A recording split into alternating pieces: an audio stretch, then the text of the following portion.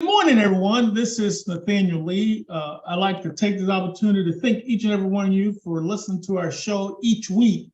Today, we have our superstar panel, attorney Vanita Banks, a master's in tax cybersecurity expert, who always is a research analyst for us and always come up with the great solutions for us. And of course, the famous trial lawyer Milton, who represented Rodney King, the evolution of police misconduct videotaping. And so is a very important contribution to our prosecution of police misconduct in America.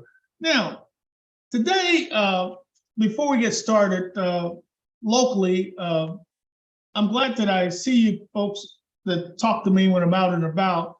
And I want to make a quick comment for the folks I saw at the local Kroger.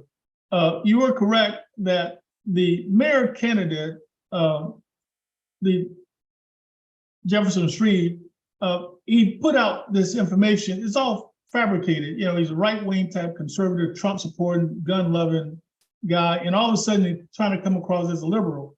And what's insulting is that he's using all these minority people in his commercial. It's just, and I understand why you're outraged by it. Now, but what you have to do, of course, make sure you get everybody out to vote, because if so long as the Democrat votes with 75% of the population, will win by a landslide. But the challenge, of course, in an off-year election cycle, if you stay at home and don't get out to vote, then you can lose any election. So make sure you tell your friends and your neighbors to make sure they vote, particularly in this election, because we have a lot at stake. Now, having said that, the big news, of course, is we'll start off with is the sentences given to the people who on January 6, 2021, attacked the Capitol. And the longest sentence handed out so far was to Enrique Torrio, a Cuban American who was a leader of the Proud Boys. He was sentenced to 20 years in prison on Tuesday, and the prosecutor had wanted 33 years, and he received 22, and he was the mastermind of the seditious conspiracy aimed at keeping then President Donald Trump in power. He had been in jail since his arrest in February 2022. And so what's odd about his case is that he wasn't present at the Capitol on January 6th because he had been ordered to stay away from Washington after being arrested and charged with setting fire to a Black Lives Matter banner. And they say he continued to rally his men from afar, urging them to remain in the Capitol.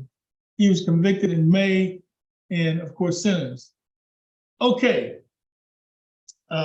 Attorney Banks, real quickly, you have an opportunity to follow this sentencing. What are your thoughts about this? Is that fair and reasonable, or is that, he says, too harsh? Some people say it's not enough. They asked for 33 years. Yes, the prosecutors, and good morning, everyone, and thank you for having me, Attorney Lee. Yes, the prosecutor had asked for 33 years, and the judge, the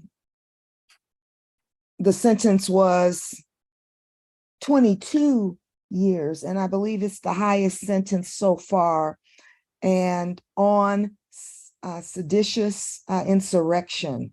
And again, you pointed out, Attorney Lee, that he was not present on January 6th, but the evidence showed that he was certainly one of the masterminds. And so we are seeing people held accountable for insurrection, and these sentences are intended to declare and deter against future political violence, like we saw on January 6, 2021. There have been 1,134 individuals charged as a result of July 6th. Of those, there are still 3, and they've been charged with everything from destruction of property to insurrection. And there are currently an estimated 333 cases still pending. 793 people have been convicted. And numerous individuals have received prison time. 637 have received sentences, and those sentences have ranged from criminal conduct, including everything, I think I said, from destruction of property to insurrection. And some of those penalties have included restitution. Some have received probation and or a supervised release, community service. Over 400 have received imprisonment, home confinement, and then there have been fines. And most defendants have received more than one type of punishment. But what this shows the American public is that these insurrectionists are being held accountable. Really? Attorney Graham, real quickly, I mean, I've seen you pull out some magnitude result on some of these criminal cases, but in this case here, what these folks have done, they recorded themselves with video, text messages. So their evidence that presented against them is their own evidence, things that they recorded, their text messages, recorded phone conversation, their recorded thing they posted on the website. And so it was incredible to me when I was looking at these cases, I was trying to figure out why would these guys take plea agreement if you have already ratted your own self out? You know, I was just curious about that. Would they have gotten typically shorter sentences if they were to take plea agreements in these matters? Well, I agree with Ms. Banks in pretty much everything she's ever said on this program, except her last comment, though. And that is that it shows that these people are going to be punished for what they've done. I think it shows that America is salivating over the fact that these people could have gotten 33 years. They only got 22. So man, they ought to be thankful for 22. I personally think that our criminal justice system is broken. I think in analysis and comparison to other countries and the way they treat people who violate the laws and the rules of our society, we are totally inhumane. We give people too much time. They don't become rehabilitated. They become angry and more violent and more criminal. When they come out of prison, they can't find jobs. They just become another problem for society rather than trying to correct their mistake and put them in the right direction. So I'm not enthusiastic or excited about 22 years or even the threat to give them 33 years. I think we're far in advance of most countries in putting people in prison. As the statistics show, Nathaniel, per capita, we have more people in prison than any other country in the world. And we have more crime than any other country in the world. It's almost like the death penalty, y'all. There have been sufficient studies done on what is the death penalty a deterrent? No. That's why so many states have said no death penalty. It's not a deterrent. It doesn't help society. It doesn't better society. So all these big numbered sentences in the end do not help us with the general public of them following the law or punishing them for crime, the people who are found guilty. So, you know, it's like shit, we got more guns in the country. We got more people getting killed by guns. We got more people in prison. We got higher sentences. In Norway, I was doing some research some years ago. The highest sentence you can get in prison, because the sociologists and psychologists have found that what I said earlier, locking a person up does not protect society, does not do that person any good. It creates a worse situation. Their maximum sentence is 23 years, no matter if you commit mass murder, because they have learned that treating a person humane and giving them a future to look at is much better than putting them behind iron bars and concrete and taking away all hope of them ever having a life. They have prisons over there that you can't even identify as prison. They got lakes and streams and gardens and things that make a person feel good. Our prisons make you feel as bad as they can make you feel. They put you in solitary confinement. They put cement up around you, bars around you, and let you know you ain't getting out of here until you're 99 years old if then.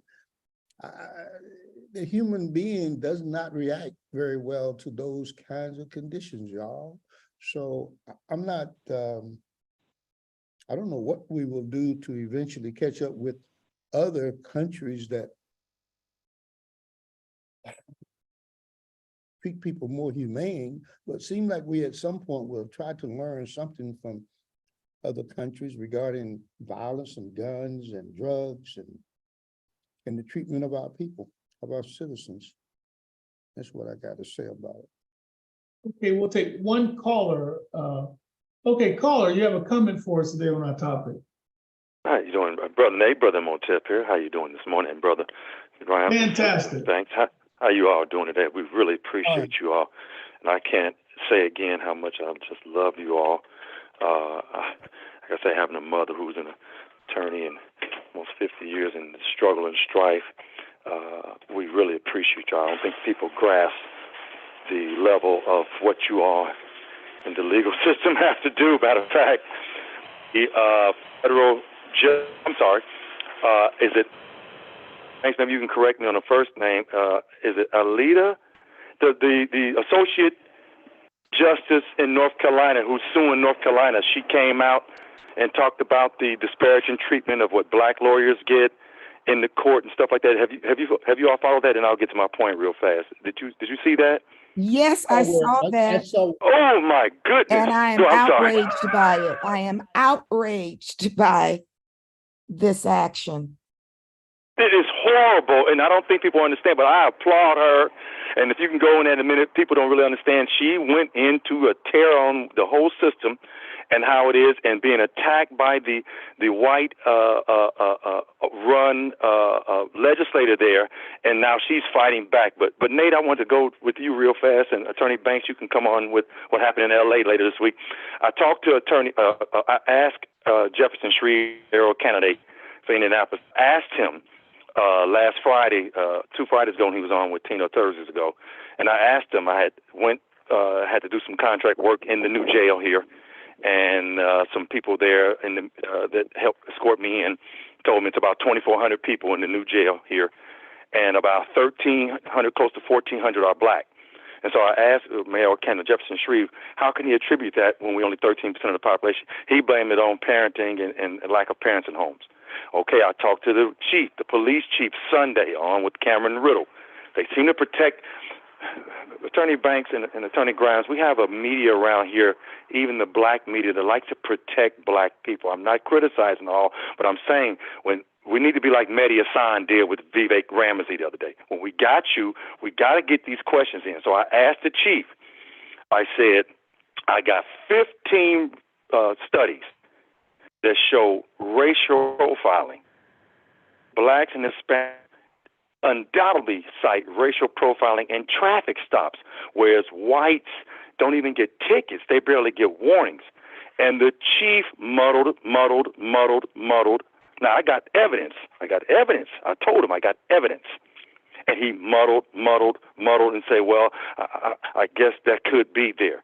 Why is that? And then lastly, Nate, the federal judge in Tennessee just struck down using race for the SBA loans. Did you all see that? Struck it down in July. We're just getting wind of it, but I guess he made a ruling in July to where now Black or Hispanic applicants or Native Americans, whatever, you got to write an essay to cite your disparaging treatment on how racism has disparaged you in business, something like that. So they've used the Supreme Court decision he did, and I can't get his name. I've tried to get federal judge's name. I couldn't get it. He was Trump appointed, but he put in his reasoning to strike down this SBA business program that was specifically for minorities. So it's a lot going on all through a lot there, but we got to keep up on this stuff, and our population, our public has to keep up on these things, and we got to get out and we got to pressure people. Thanks for taking my call. This gentleman, I respond not directly to what he said, but he brought up something that a friend of mine sent me an article on yesterday about this lawyer, this brother in Pittsburgh, who the judge had arrested over a civil case, essentially because he wouldn't settle the case at what the judge and the other side thought he should settle the case at. And I read the facts about the case. It's a ridiculous civil lawsuit about a lease agreement and whether or not he should pay for having to close down his business and not operate out of the building during the COVID epidemic. It's a top of $100,000. This man has spent, I think, a total of 3 months in jail. This Black lawyer arrested in his neighborhood. You're frowning, Nate, you hadn't heard of it, but I got it right here. The story about this guy. He and his brother lived in a home together. They both, one played NBA ball. He played NFL ball for a number of years, came out and started the business. But the judge sent the marshals out and arrested him in chains in front of his neighbors. He lived in a white neighborhood, and it was quite embarrassing to him, I guess, if he had lived in a Black neighborhood. But it's appalling. It's appalling that I have a lawyer who was arrested and had to put up $1,300,000 bail, and they finally decided they weren't going to prosecute him because this deputy sheriff had decided he had conspired to keep kids away from being interviewed when he was helping the DA's office arrange interviews. So he just hit a little tender spot with me when he started talking about the treatment of lawyers in his comment. But we could talk about those cases another day, I guess. But the justice system, the criminal justice system is very abusive and is unfair, especially to minority lawyers. And we're seeing attacks across the country against minorities, specifically African-American prosecutors and judges. And the caller mentioned Supreme Court, North Carolina Supreme Court Justice Anita Earls.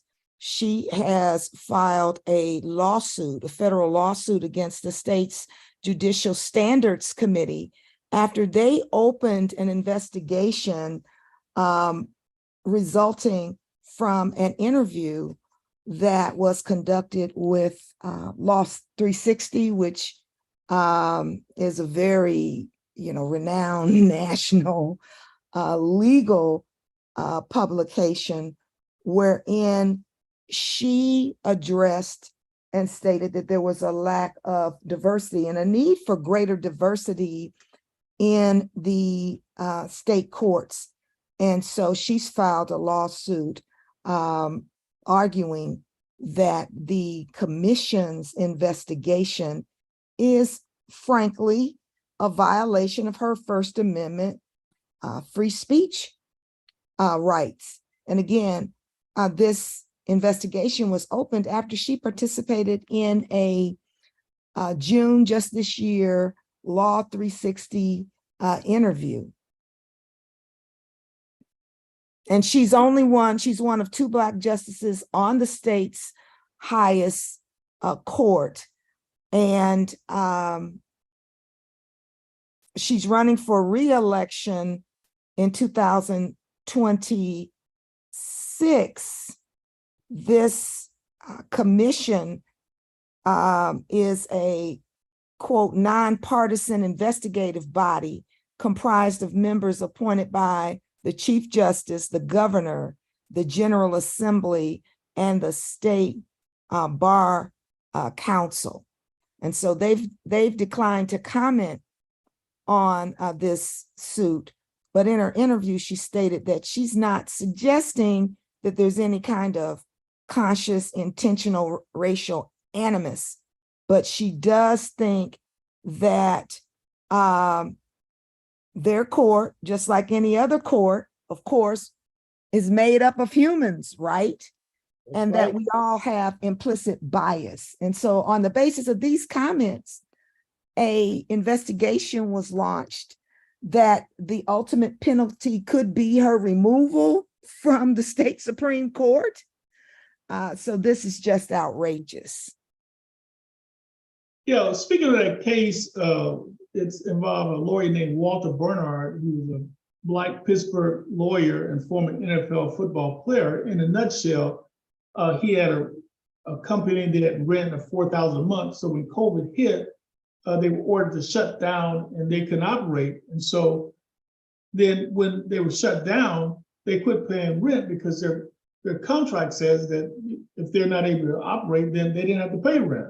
Right. Well, he got sued and the landlord sued them for the full balance of the rent because even though by law they couldn't operate the business, they couldn't use the premises. But what was fascinating about this case, I've never seen this done before in American judicial system. The judge ordered him to settle the case and basically had him arrested and said, if you want to get out of jail, sign a settlement agreement. I mean, that's absurd. Basically, it's a violation of judicial code. And that judge probably be suspended and maybe removed from office. But in addition, the lawyer filed a lawsuit against the judge in federal court, which is really, this is all fascinating stuff. But I think that the first remedy should have filed is a judicial complaint to have the judge removed, because what the judge did is illegal. He can't become an advocate for either party, and that's what it sounds like. If these allegations are true, then the judge engaged in major misconduct. So that's my take on that case. And I can't remember the second case he talked about. The second case was one I'm handling out here in California, where a young man was representing his client, and they wanted to interview the client's 2 grandkids in a murder case. And he was representing this client on another case, and he was making an arrangement with the district attorney's office for the children to be interviewed, because they didn't want them to be traumatized by a law enforcement officer interviewing them and forever traumatizing a little 9 and 10-year-old. And so I had a DA from that office to call me after my client was arrested, said, Grimes, I had nothing to do with this. This was wrong. Your client was trying to set up an interview arrangement with the Child Protective Service, and this cop acted on his own. So that's it in a nutshell about my case. And this cop is still trying to get my guy prosecuted for a crime that the DA's office has turned down, said, no, there wasn't a crime, and we don't support you arresting this guy. You arrested him without coming through the DA's office. You went straight to a judge with a bull doo-doo 79-page affidavit with a lot of false statements in it. So you're on your own. But this guy has notoriously arrested at least 3 other Black lawyers over his 20 years in the sheriff department under suspicious circumstances. So we are not protected by our justice system as much as we would be led to believe or want to believe. And well, I don't understand this. I don't understand this scenario. So you're saying that a police officer go directly to a judge and get somebody prosecuted without going to have the prosecute. You understand the scenario. You don't want to believe this scenario, but yes, that's what he did. Well, how do they file pleadings then? I was just curious. Normally they never filed a criminal complaint against my client. The judge issued an arrest order. The cop went out and arrested my client for a bogus charge and locked him up, and they set a bail of $1,300,000. what happened to the judge? Has the judge ever done that before? I mean, that Not sounds like trying- such an unusual. We're in litigation on this case now, Nick. We filed a federal lawsuit against the sheriff department because we find out this cop is a renegade, but he's been getting away with this type of activity throughout his career. What about the judge? The judicial complaint filed against the judge for signing an arrest warrant? They brought him a complaint that the cop did, brought him an affidavit for the arrest. He looked at it. They did not have the DA's approval, but the judge issued the arrest order anyway. So no, we did not file against the judge, just against the police department, the sheriff department. No, I'm not talking about a lawsuit. There may be judicial immunity from damages, but the misconduct is an ex parte order that he signs. I understand them doing ex parte search warrant. That's a much different paradigm versus issuing an arrest warrant. And that's what I don't understand as to how the judge signs a warrant to arrest someone and prosecute them without getting the concurrence of the prosecutor's office. That's what I don't get. Don't know that that is required. We did not at the time file a complaint against this judge who is now the presiding judge over the criminal department in the county of Los Angeles. But we did not file a complaint against that judge at the time. And I don't know if one would fly for some reason, okay? But maybe we need you to help us dig up that complaint against this judge. I think the judge was just, like a lot of judges, they just rubber stamp what cops bring them on search warrants and arrest warrants, oftentimes. Wow, sad. Now, we had a lot of fascinating topics, but the one other thing too about our first that I didn't talk about the sentencing real quickly. One other thing I want to cover, on the Capitol riot, there's something that was very significant. Stuart Rhodes received 18 years in prison for seditious conspiracy, right? But what was fascinating about Rhodes is a Yale Law School graduate and a military veteran. He was the leader of the far right group, the Oath Keepers, right? And so what I didn't understand about this Capitol insurrection is that the number of lawyers that were involved in it is just astounding to me. So you got a guy who's highly educated, and here's what gets me about this. So they were supporting a person who basically, number one, had the highest budget deficit in American history. Number two, we had the least job creation during his presidency. Number three, he had did a terrible job of running the country during the pandemic, making all these false allegations. And there was a series of events. We had the record number of mass shootings in America. They lifted the restrictions on guns under leadership. We had more people killed in mass shooting in American history under his presidency. So we had all these things. And the one thing that he got credit for was getting rid of Roe versus Wade by appointing 3 Supreme Court judges. And so that's his record. And so these people bought into what is apparently a cult in trying to overthrow the government. And none of this is nonsensical. You have highly educated folks, a Yale Law School graduate, buying into this stuff, this misinformation parade that was designed. This whole thing is designed for people who are less educated. Somehow you got these highly educated people who should know better. And that's what's shocking to me about this whole scenario of Vanita. Milton. As you were talking, I was thinking about the Civil War. We had a whole lot of traitors, starting with Robert E. Lee on down to the United States. And they're recognized as traitors today, but they're also recognized as heroes today. So, and that was a mass amount of going against this country when those guys came out of West Point trained as military leaders and officers and decided to support the South and fight for the South against the Union. So this ain't the first time that we've seen a lot of people go against the country, and nothing happened to Robert E. Lee and them pretty much, but they became heroes in our nation.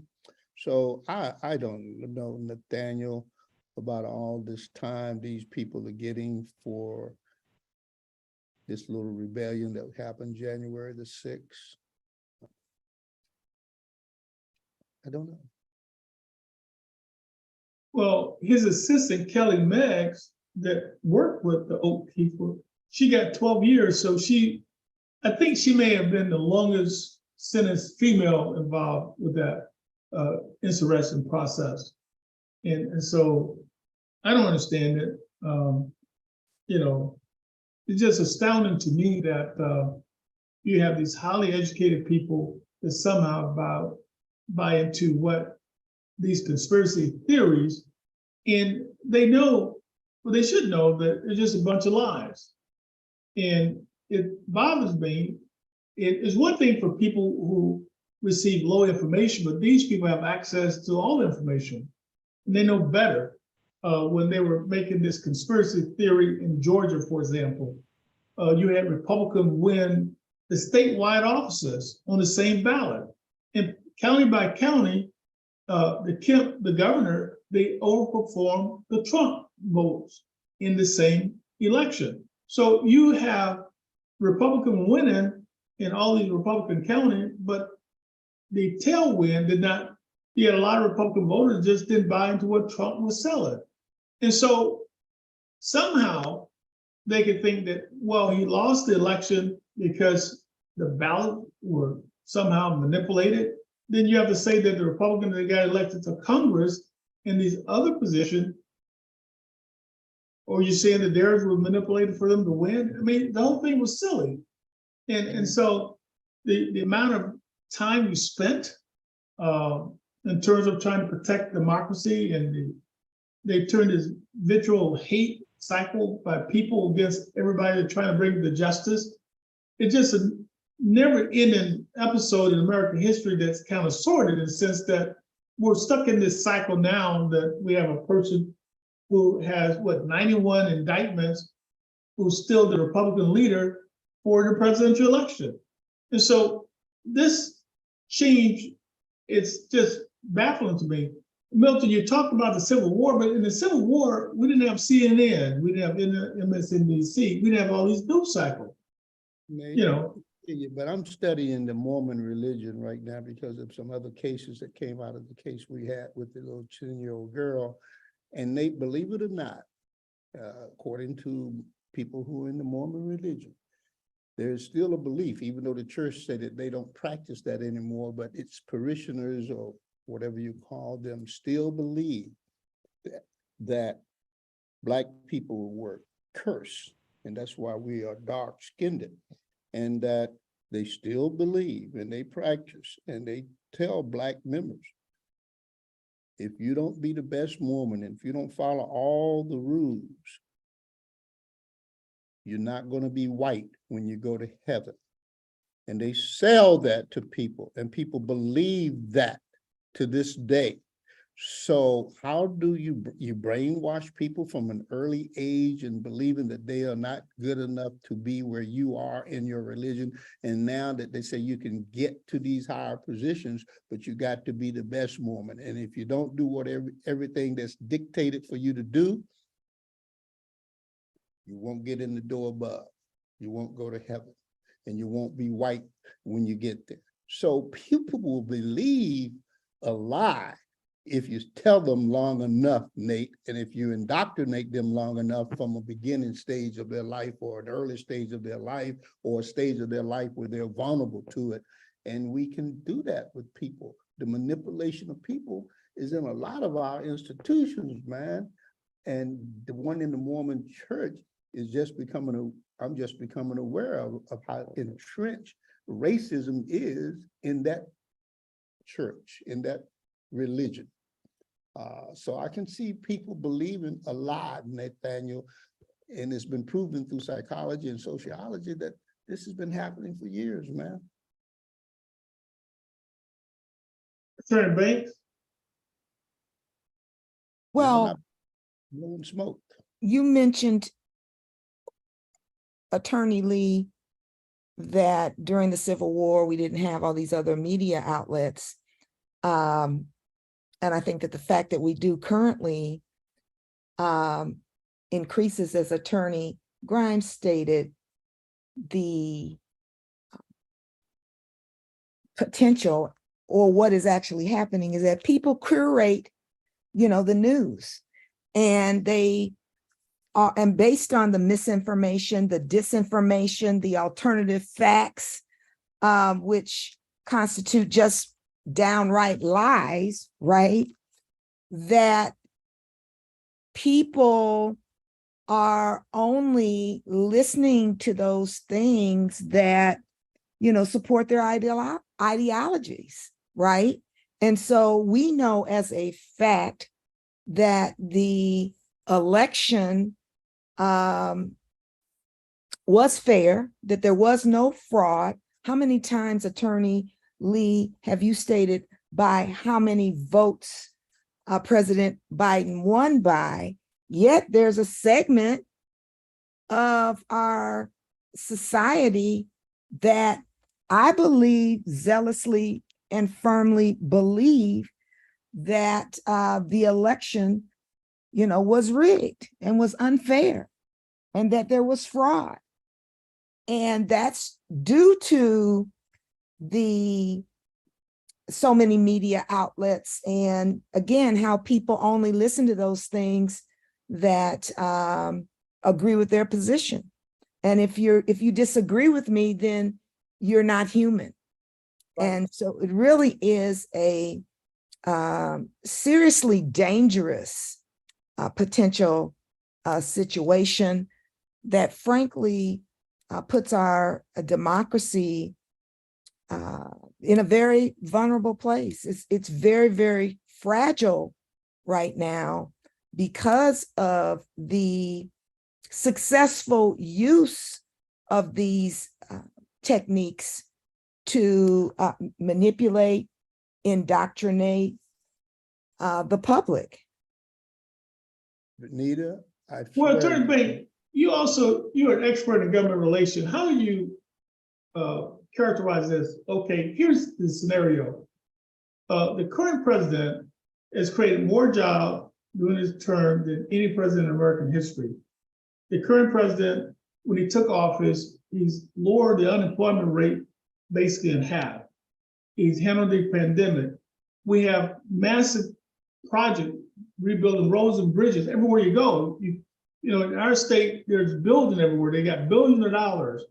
And all these things are just phenomenal. Yet, because of whatever reason, his poll number hit 39%. And when you ride on the interstate, for example, I had to go to federal court in Northern District, and every third vehicle was a truck.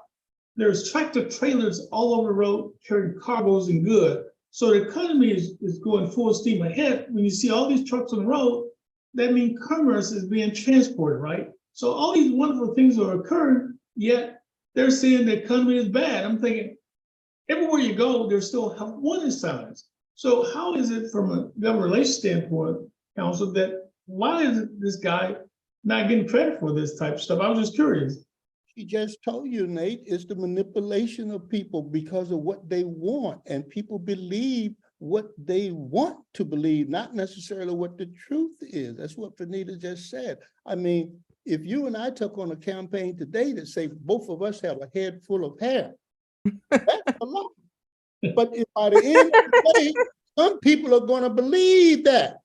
Some people are going, that's just a camouflage that they put on to the two bald head colored men on the program.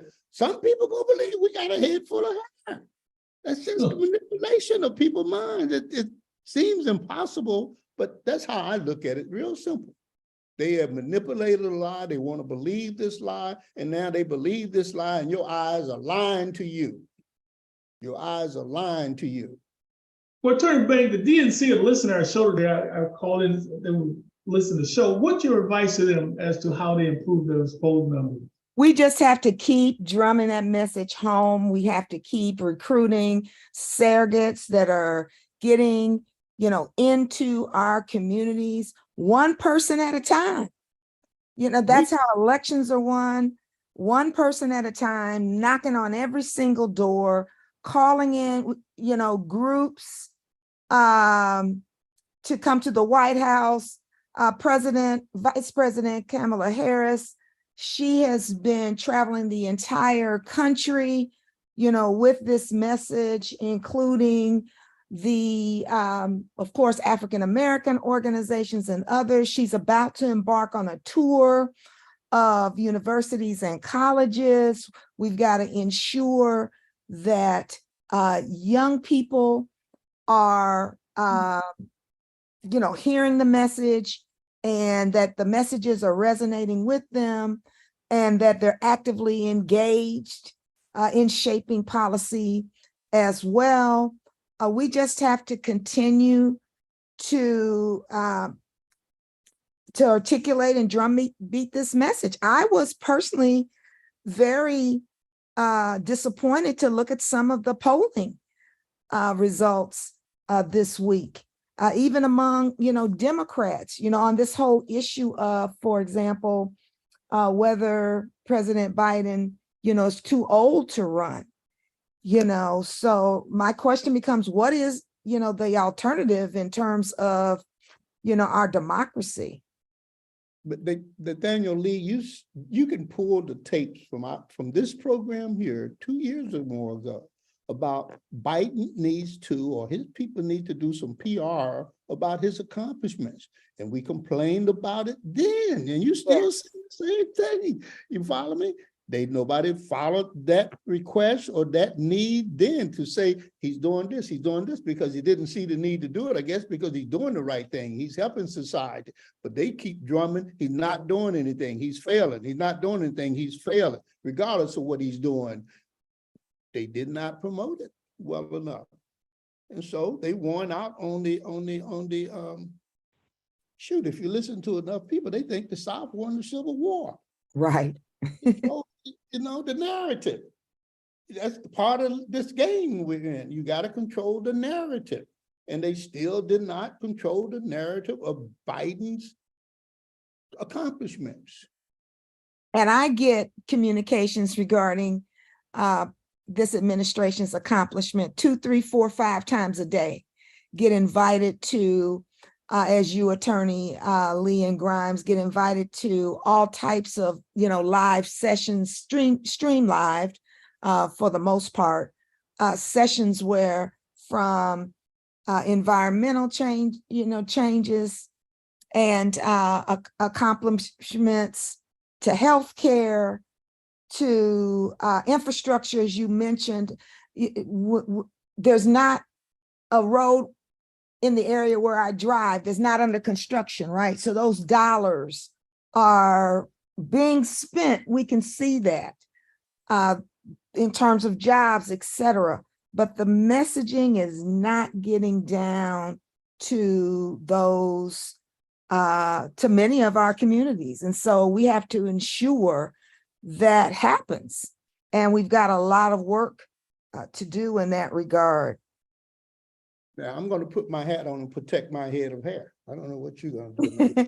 You know what? Because you mentioned it, it's so funny. I saw The Equalizer last night, not to deter so far from our discussion today, but, and of course, Denzel Washington was the star. And in the credits, there was a credit for Mr. Washington's hairstylist. And to your point, Attorney Grimes, I'm going, okay. So how was his hair exactly styled? Because I always watch the credits all the way down to the end. And he did appear to be wearing a bald hairstyle. I digress. No, that's fine. He's bald. He got it clear to him.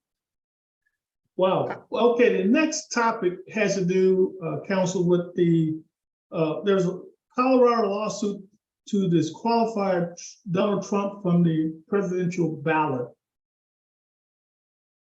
And I'm not sure how far that suit's going to go, but it's just interesting that the conservative group filed a lawsuit. These are Republicans suing to block a Republican from being on the ballot. What are your thoughts, Councilor?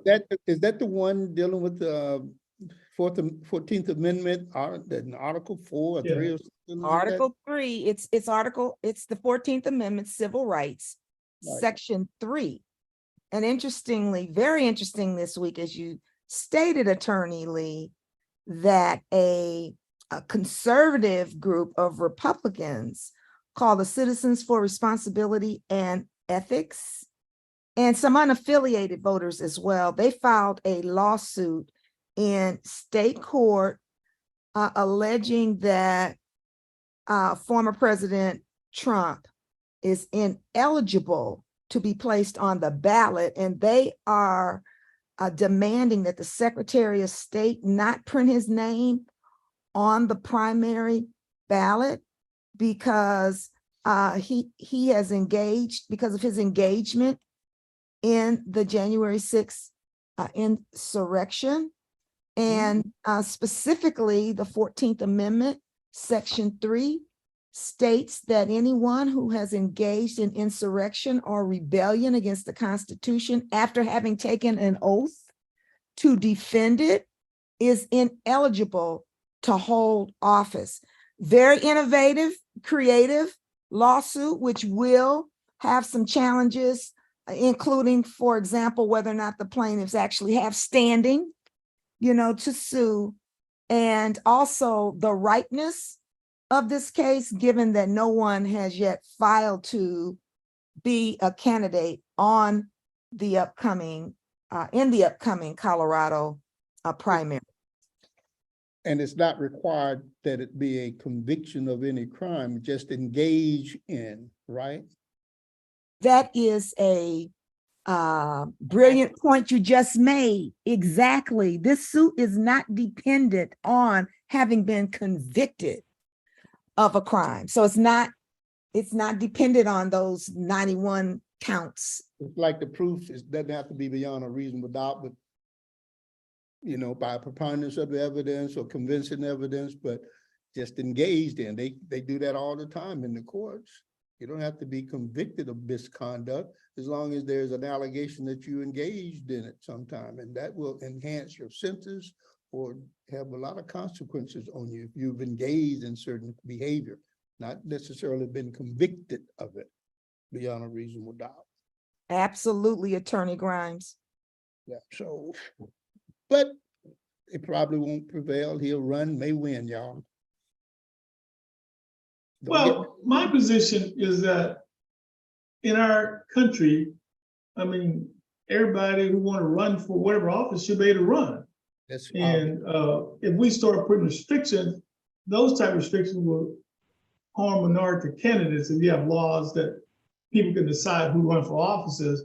So fundamentally, although I would never vote for the 45th president, but I think that he would have the right to run, even if he's in prison. If people are dumb enough to vote for a person that may be going to prison, then so be it. But on the other hand, though, I'm not sure how much legs this type of lawsuit would actually have, because I think ultimately what's going to happen is that I think that they're going to probably allow him to stay on the ballot and run. And right now, like he's going to win the Republican nomination for president-elect, so that's kind of the way I see it now based on the current poll. And historically speaking, in American political history, no candidate has lost a major election been this far up in the Republican Party at this date in history. In other words, under the Republican primary system, winner take all. So he could get 33% of the vote in the primary with, I don't know how many people they have running. They have one guy who's a particular idiot to me, but they have about 7 or 8 candidates. So if he get 33% of the vote, you get all of the delegates. because of their primary system, right now he's a shoo-in to win the Republican nomination. You know, over 50%, right? pardon? He's got over 50% of the votes. There's maybe I'm confusing. Right now, Trump, somebody's 1%, somebody has no percent of the votes in this primary. Am I misstating it? Trump has over 50%. What is the figure for? Well, Trump, Trump poll numbers today, wait a second. 50-some%. I think the latest poll had him, well, it depends on which poll you're looking at. One had him at 59% of the Republican voters. I was looking at this Yahoo News poll. Let me see, and I don't remember what the CNN poll says, but Similar numbers. the dominant front runner. And what's weird is that It's going up since his indictment, right? Yes. Yeah, see, they went up and he raised, according to the thing, over $7 million after he got indicted. Yes. And what I don't understand, the messenger that he uses is really kind of unique. He's telling his supporter, it's not me being indicted, it's you. Again, controlling the narrative. What is it? What is it? Ms. Banks, say it again, please. They have been masters throughout time in controlling the narrative. They'll make a false statement and then they'll build on that premise. Or they will state what they're doing. They will accuse the other side of doing what they're doing. Right. Right. You know, and so under this really novel 14th Amendment argument, the question. Go ahead. Go ahead, honey. Go ahead. No, go ahead, Attorney Grimes. I was going to say, I almost sent Giuliano a contribution the other day. It was so good. Under this 14th Amendment, Section 3 argument, one of the questions also becomes whether they would be disqualified from running, to your point, Attorney Lee, as opposed to being seated. So that raises a whole host of issues. But at the end of the day, again, I think to Attorney Lee's point, the voters decide. And at least recently, the voters have chosen our democracy over, you know, this kind of lawlessness. Giuliano, not Giuliano. I mispronounced. Giuliani. Giuliano. You know, I'm a strong believer that the majority of people in our country are good people and they're well-intentioned. And I think that the majority of people in our country would never support a person who has 91 indictments. I just don't believe that. I just can't believe that I live in a country with all these intelligent folks that will actually buy this cult type mentality, but you know. Nate, So, you and I have jury trials to know though that people will get hoodwinked and people will go for the flash, the bull, right? yes. The truth does not always prevail, Nathaniel. I swear we know that. I know that from the years in front of a jury, you know, and I oftentimes point out he's lying. And if you catch me lying, hold it against my client. Now, I bet you he can't make that offer to you, you know, but they get in there and they lie. Prosecutors, other attorneys on the other side, they get in there and they tell a lie and they stand up bold-faced and smiling, just like they're telling the full truth. And some people go for it. Well, Is it approximately an estimated quarter of people, of voters, Attorney Lee? well, the poll I saw is that 30% of the American public believe that Trump won the election. And I saw one poll. I mean, there's a lot of different polls, Yes. but no matter which poll you look at, even if it was just 10%, that's a lot of folks. But what I didn't understand, though, is that I still don't get the idea of this narrative that he's painting now and saying that it's not me being attacked, it's you being attacked. You're being indicted. And I'm thinking, what? That is a dog whistle unfortunately, and it's very, very, very scary, to civil war. That's one of the dog whistles, you know, I mean, and that's what is being alleged with respect to 9/11, that he encouraged those great Americans to save the democracy by taking over the Capitol. That was the narrative. And that's what constitutes the MAGA base. And that's who they're playing to, that 25 to 30% of the American public that really believes what he's advocating and thinking that they're, what did he say? Stand back and stand down or something like that? Yeah. And thank God they're going to prison. Despite Proud all Boys. of the Attorney Grimes, and you're absolutely right about the immense problems with our criminal justice system. But I think in this case that those sentences, there has to be accountability for trying to, you know, take over and overthrow the American government. But I'm saying we're too draconian in this punishment system we have, Vanita. That's all I'm saying. I agree with you wholeheartedly. Yeah, from my research, from my study, from my fighting for people's lives and shorter sentences and reading the literature on it, it don't do nothing for society or that person. It just satisfies the desire of the other side for that time period. I got 33 years, I got 22 years. What did we get? Really? Well, we're at the end of our show. One concluding comment. Our guest, Imhotep, made a really interesting point. He was saying there was 2,400 people in the Marion County Jail. I think he said like 1,400 were African American. When I started the process of looking at our jail in Marion County back in the 80s, in 1986, there were 1,200 people in the Marion County Jail, and 1,148 were African American males. At the time, African American males were 9% of the population, but there were 95% of people in jail. We worked on the problem back then.